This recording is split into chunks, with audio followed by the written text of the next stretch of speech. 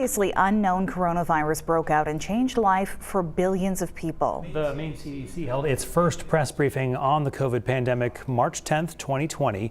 Daily briefings would then become a part of our lives, regularly including the Commissioner of the Department of Health and Human Services, Governor Mills, and always including an interpreter for the deaf. That was often Regan Thibodeau, and her face over the next year would become as recognizable and important as Dr. Nirav Shah's.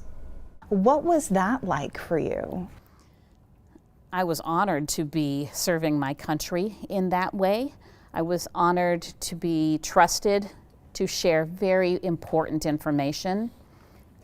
I was glad that I had the ability to be there and that they were willing to accept a deaf hearing interpreting team, which is a huge breakthrough. Regan Thibodeau is deaf, which she explains makes her a deaf interpreter. We spoke with her through a hearing interpreter.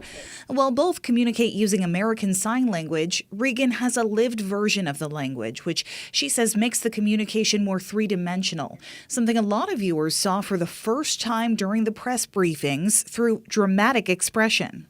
So they sent several of us, 3 of us, who went to do that press conference. So 2 hearing interpreters and myself. Why was it important to have someone like you interpreting? Grammar, tone, syntax, all of the implied information that comes through.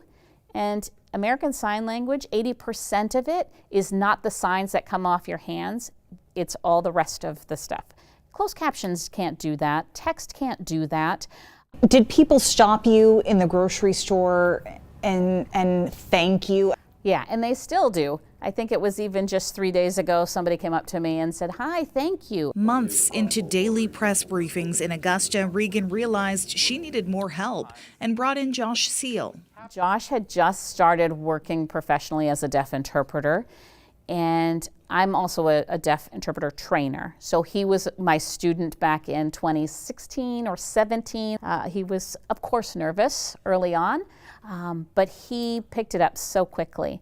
I can't imagine someone else stepping into those shoes. We were pretty lucky that he was the person that he was and jumped right in at the right time. Unfortunately, Josh couldn't join Regan for this interview. He was killed in the Lewiston mass shooting in October of 2023. But his face and his work through the pandemic are memorable. I do miss Josh Seal. I wish he was here to do this interview with me today so that we can reflect back together and laugh about it.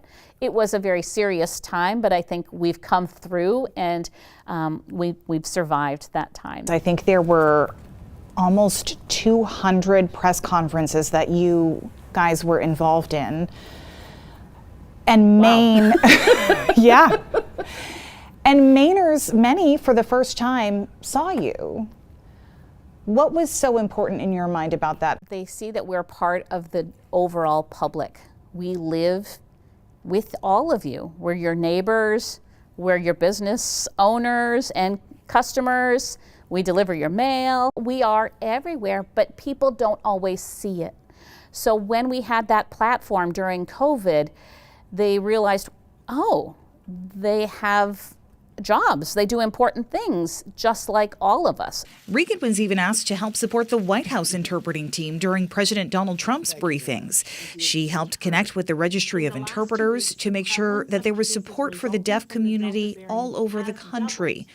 What she appreciates most about being such a big part of those pandemic briefings? I know we will make great growth. In the last 5 years, I can see such evolution and growth.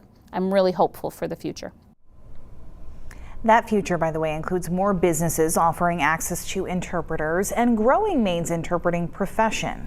Regan teaches, by the way, ASL at the University of Southern Maine. Through concurrent enrollment, high school students can take college classes tuition-free, including language classes like ASL. You can learn more through your high school guidance department or going online to usm.maine.edu.